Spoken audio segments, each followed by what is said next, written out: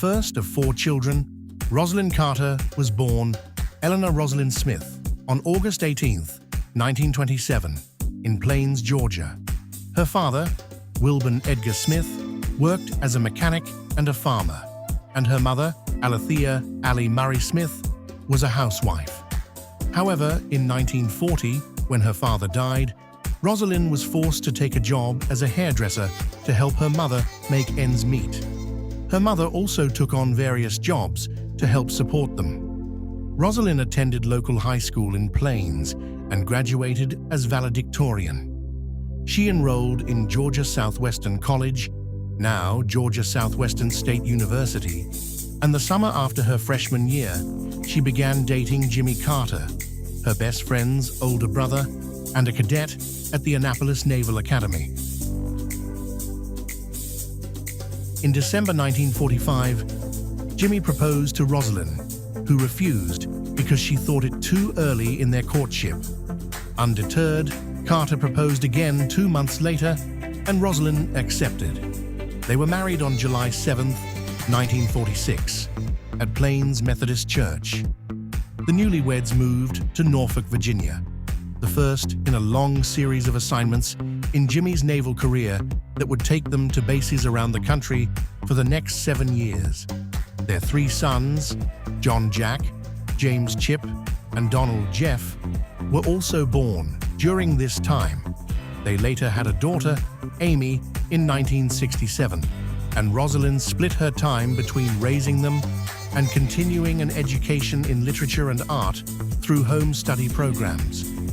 In 1953, following the death of Jimmy's father, they returned to Plains, and Jimmy ran the family peanut business. In what would prove to be the first in a long line of collaborations between Rosalynn and her husband, she was responsible for the business's bookkeeping. In 1961, Jimmy Carter was elected to the Georgia Senate, frequently leaving Rosalynn to see to the business while he was away attending legislative sessions. She also handled his political correspondence during his subsequent 2 terms. The couple's working partnership was further cemented when Jimmy ran for governor of Georgia in 1970 and Rosalynn campaigned for her husband. It was on the campaign trail that Rosalynn became deeply interested in mental health issues as a result of her frequent conversations with his constituents. When Jimmy was ultimately elected governor, Rosalynn saw to all the traditional responsibilities of a first lady, such as hosting. But she also went further, taking over the financial accounting of the governor's mansion as well as its landscaping, and also wrote a book about the mansion. More importantly, however, she followed her newfound interest and worked to overhaul the state's mental health system. She was a member of the Governor's Commission to improve services to the mentally and emotionally handicapped, an honorary chairperson of the Georgia Special Olympics, and a volunteer at an Atlanta hospital, all of which left her with an impressive professional resume in the mental health field. When Jimmy announced his candidacy for president, nearly 2 years before the 1976 election, Rosalynn immediately began campaigning for her husband, traveling around the country by car and plane, eventually visiting a total of 42 states. While on the trail, she would become the first candidate's wife to ever make her own campaign promise, that as First Lady, she would make the welfare of the nation's mentally ill her priority. In January 1977, Jimmy Carter, with Rosalynn at his side, was sworn in as the 39th President of the United States. As First Lady, she participated in President Carter's political affairs at a level unprecedented by previous First Ladies, giving him counsel on both domestic and foreign affairs, advising him on speeches, arranging his appointments, and even attending his cabinet meetings. In June 1977, Rosalynn traveled to Latin America and the Caribbean as the president's personal representative for substantive political meetings. Upon her return, however, she received much criticism for being underqualified for the task, and subsequently restricted similar travel in the future to humanitarian missions. In 1980, when Jimmy Carter was up for re-election, but was mostly confined to the White House while dealing with the Iran hostage crisis, Rosalynn again hit the campaign trail and made speeches as his representative throughout the primary season. However, he was ultimately defeated by Ronald Reagan.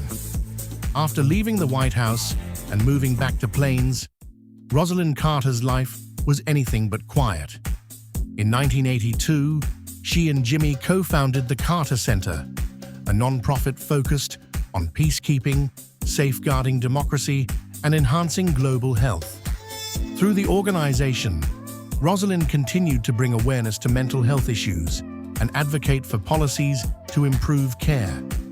She also authored numerous books, including an autobiography titled First Lady from Plains, 1984, praised for its insight into Jimmy's administration. The couple volunteered with Habitat for Humanity for more than 35 years. For her humanitarian efforts, Carter received countless honors, including various mental health awards and the Presidential Medal of Freedom, America's highest civilian honor, from Bill Clinton. In 2001, she was inducted into the National Women's Hall of Fame.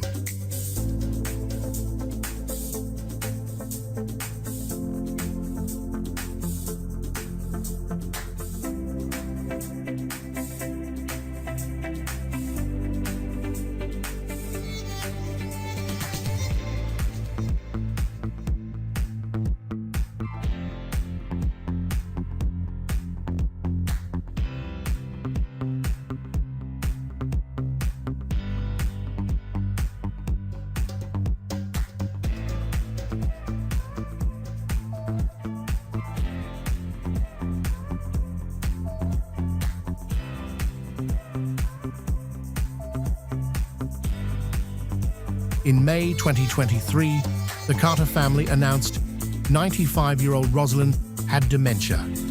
Rosalynn Carter died peacefully at her home on November 19, 2023, at age 96. She had entered hospice care 2 days prior and was surrounded by her family in her final days and at the time of her death.